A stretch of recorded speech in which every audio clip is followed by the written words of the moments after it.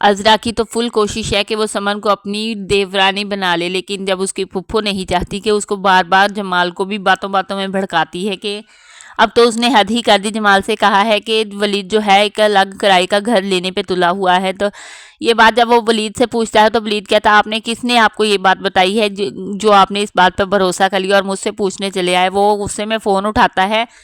वो कहता है कि आज तक मैंने आप अपनी और समन की कोई भी बात नहीं की, आप जानो और आपका काम जाने, और अब आप ये बात मेरे सामने लेकर आ गए हैं। वो फ़ोन उठाता है और उसी वक्त समन को मैसेज कर देता है, वॉइस मैसेज कर देता है कि मैं ये रिश्ता ख़त्म कर रहा हूँ। अगर तुम्हें कोई और रिश्ता मिलता है या कोई और भी तुम्हारे लिए प्रपोजल आता है तो तुम किसी और से शादी कर सकती हो, मैं तुम्हें तुम्हारी अंगूठी कल वापस करवा दूंगा।